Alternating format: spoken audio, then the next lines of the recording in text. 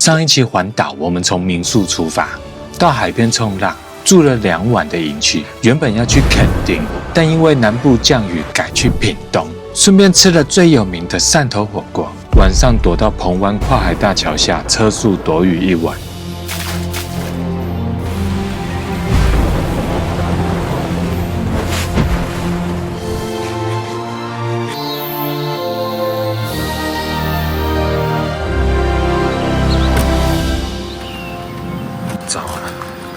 现在电力很紧张，剩7%。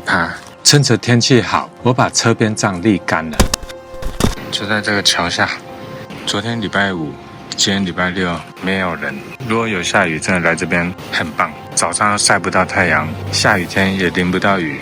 快没电了，发电机给它发下去，剩1%了，有2%了。对啊，在冲。想要厨房纸巾，妹妹给1人1个莲雾。谢啦，躲到车子底下了。车底下，车大螃蟹，快下来！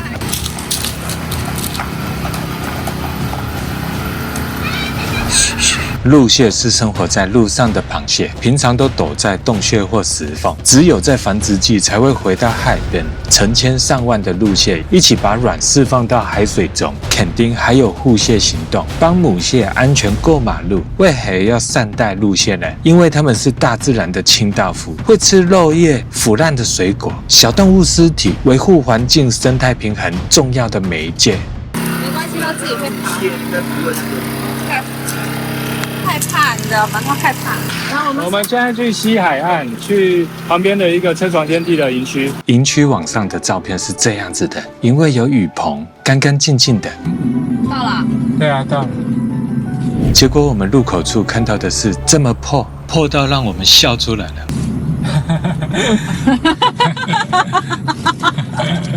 这雨棚被风吹破，这不是雨棚啦，这个是养东西的。原来前面这边才是营区啦，营区很单纯，有2排的雨棚。我想到左边这个怎么会这样？这个是右边。我们今晚要在这里，冰箱有饮水机，浴室怎么样？哇，这个洗澡的，很大。今天大家准备变黑人了。要戴一下防晒。就是那个帽子啊，要戴啊。晚上有入住营区那种安心感有了，大家脸上就有笑容了。我们从营区出发到东港码头，今天的行程安排是去小琉球出发。坐船大家记得带证件。今天是周6，所以游客特别多。我们坐的是蓝白1号。一进船，我们听到楼上有室内冷气空调，啊，上去24个空位了哈。Go。这样哇，关起来了。好凉。哇，好凉呀！2楼就比较不会晕船，很多人在1楼晕船。这个分享给大家。我可不想要闻到吐的味道。我们这次不止环岛，环到外岛去了。像海盗船的感觉。对啊，船开了一段时间，海的颜色还是这副鸟样。这次小琉球的水质可能会不好。昨天睡的桥下。哇，蓝海，我们离开土石流的范围了。好了，我们大家准备变颜色了，要晒死了。哇，小琉球我来了。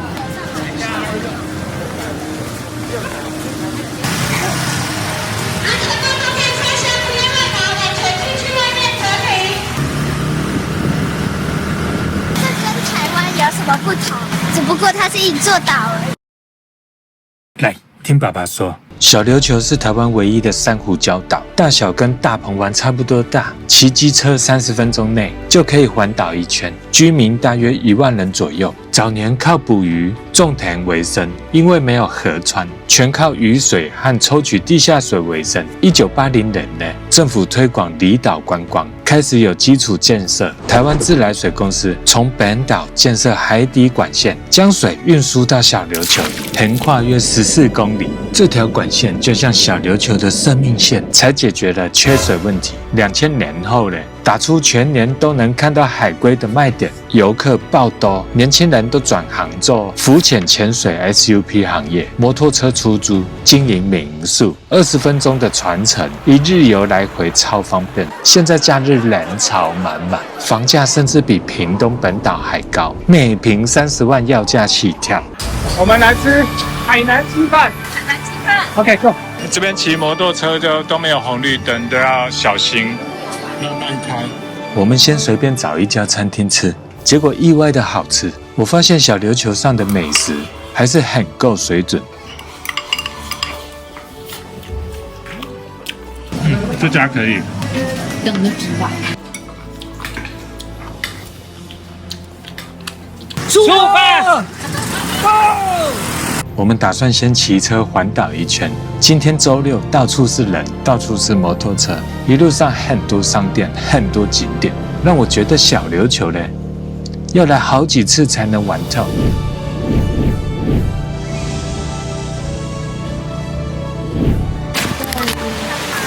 哇，这浪那么大！我们在厚实屿岸，浪有点大。确保小孩安全，就换地方了。后来选择落脚在三福渔港。我的感受是，原来台湾的离岛这么好玩，几百块的船票就像出国一样，可能都比出国好玩。我们到这了，准备下水。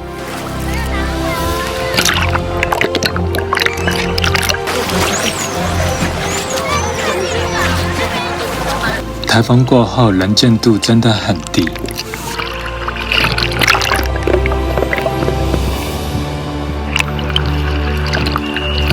海水太浊了。哇，上次还整个清的哦，这次都浊的，对，看不到。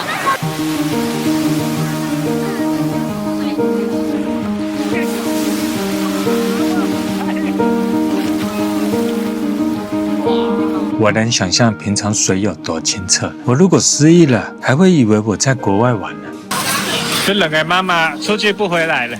不是，是刚迷路了。迷路了，哇，去买冰，哈哈。我整个变黑了，你看，整个就这样。我们也在小琉球上环岛，你看，这边还有免税商店呢。我蛮建议船上的宣传影片要更新的。No， 这笨兽狼。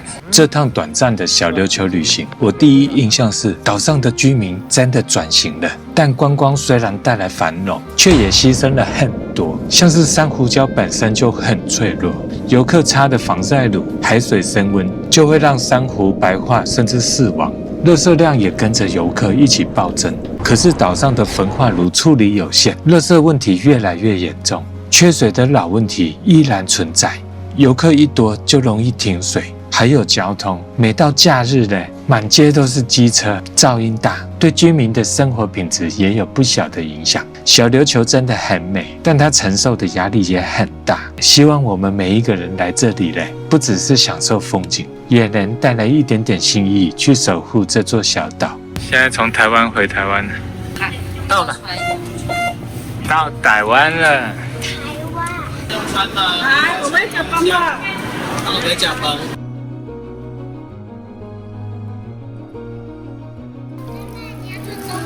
大家帮我拌一下会比较好吃。跑过来买生鱼片，今天的宵夜。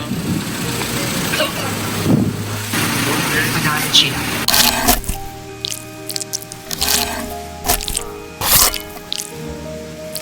走，出发回家。我们到营区了。哇，它这个厕所超大，水超稳。从今天开始，我们不是住民宿，就是要去住营区。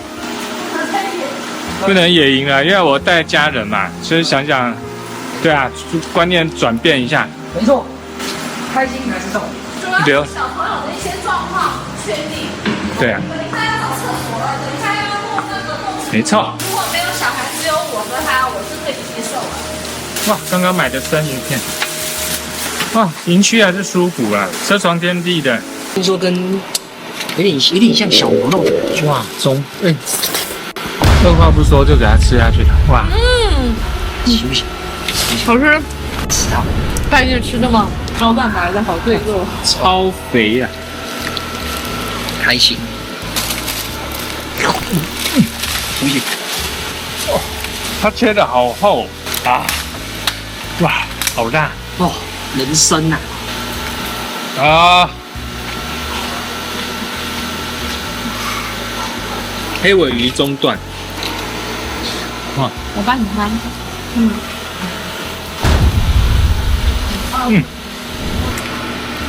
哇，咬下去会喷油哎。啊，我就直接中部先拿。关键你知道这样一盒多少吗？如果不含中部才200块而已。 420， 450。我第一次吃生鱼片，感觉会吃饱的感觉。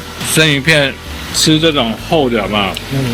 假如说前面几块还可以，后面几块就感觉自己是熊猫还是什么，有点恶心。对啊，我要买100块就好了。拿火出来煮啊！我想吃点熟的东西。哎，我一煮熟都不知道怎样哎，那煮熟吃起来口感怎样？好在不卷就一起。好吃，真的假的？怎么样？哇，意外的好吃啊！哎呀，有一种焦香味哦。你吃生鱼片吃个这前提呀。终于吃得下来。哎呀，救命！救命！哇！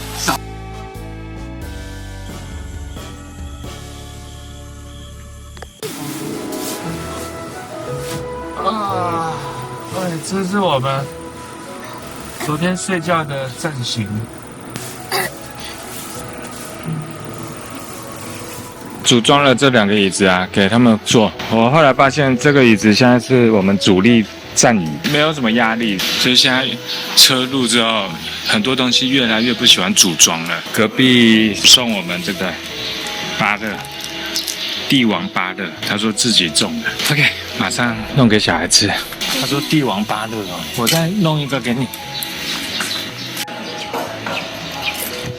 哎呦，甜哦！不用沾什么东西就甜。走了，拜拜，拜拜，谢谢，拜拜。重新出发，去吃万峦猪脚。从小听到大，万峦猪脚，万峦猪脚。这一次要去万峦那边吃他们的猪脚。出发！已经开始有猪脚的扛棒。来，我们来了，海虹饭店，温来啊！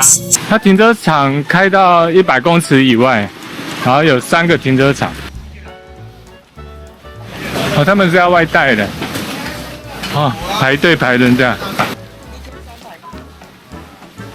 桌号居然到200多号，夸张了。这家猪脚很有名，超有名，它是民国38年，他们当时还是一个卖咸水猪脚的一个摊贩。海虹的特色是卤而不烂，皮 Q 带胶质，搭配蒜蓉酱汁，很辣。很辣。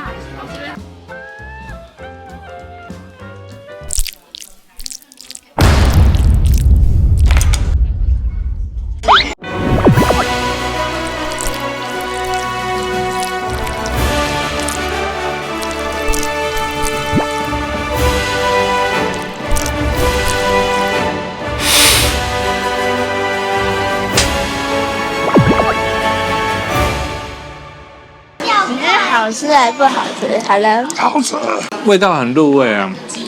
怎么形容？没有，它不油腻，不油腻，不让你觉得吃的腻。我在想，为什么猪脚是取海虹的名字？原来，海虹是一个名字，林海虹。某日呢，一位吃面的客人见他愁眉苦脸，贵宾啊，慷慨的传授选用猪前腿，加盖中药去油，然后蒜蓉酱汁提味的做法，让林海虹的面摊卖起了红烧猪脚。他后来扩展成海虹食堂，一路就进化到现在的规模很大的海虹饭店。生意很做很大，几块钱，这么好吃的东西到底几块钱？爸爸看。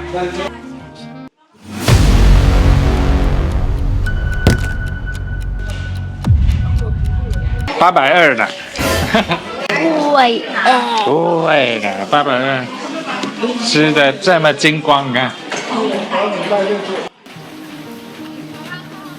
哦，你看排队买猪脚，排到这里了啦。出发去恒春，我们从台东一路开往恒春，算是恒春市中心了。到了，民宿到了。民宿到了。有位观众叫杨哥，当时加赖传授了我钓鱼技巧，从赖中得知他是位冲浪教练 ，YouTube 频道分享他们冲浪家庭的生活点滴。刚好我也想学冲浪，他们也刚好有经营这家南门小宅民宿，所以这趟环岛就在 Facebook 跟他们预定了2晚。这是我们要住的吗？对啊，我是包场吗？豪华，豪华哦，好好。豪华哦，太豪华了！有电视，我上去啦！哦，也太豪华了吧！哇，这个厕所。这是我见过最豪华的酒店。哦，我有浴缸啊！我想要泡着，它很干净耶。我觉得可以在这。对啊，耶！南门小宅，来，我看。它哎倒了早哎。对啊，要提早帮我们看。今晚睡这啊。好，可以坐上电视了。看电视了哦！看电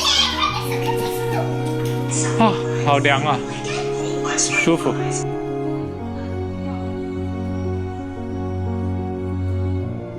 我们来到台湾最南端，以前旅游呢，总是直奔垦丁大街，那里是游客打造的狂欢天堂。但真正属于在地人生活的地方呢，其实是恒春。他们去垦丁大街热闹一番，再回恒春享受清幽，再到垦丁大街赚钱打拼，再回恒春生活养家。这次我们选择留在恒春，住在南门上的南门小宅，走几步就有老街夜市，还有海角7号的拍摄等。这里融合了古迹、民谣、美食，没有过度的观光包装，就是个适合慢慢生活的城市。今天行程除了附近随意走走，最重要的就是享受待在干净舒服、像家的南门小宅。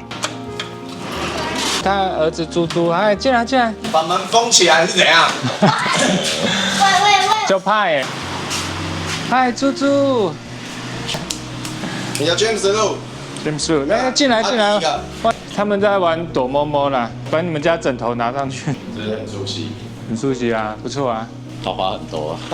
我们会依照学员，就是今天要来上课的学生的能力等级，就是我们会去找哪一个浪点比较适合你们。那我想问一下啊，像这种冲浪的话，大概学多久才能学会？所谓我们的学得会，是你可以自己拿着冲浪板到海边，自己滑出去，自己追到浪，自己站起来，自己安全的上来，这个叫学会。哦，对，这是最基本的。那如果以你们一开始刚接触，只要你们能站起来，代表说你们第一堂课的关卡就通过。我教那么久，我冲那么久下来，我觉得只要你不怕，你就很快学会。你怕就一定会失败。杨哥很细心讲解过2天，要教我们冲浪的行程，还请我们出去吃个饭。很好吃哎，要不要？很传统的晚餐。吃完晚餐回家洗洗休息了。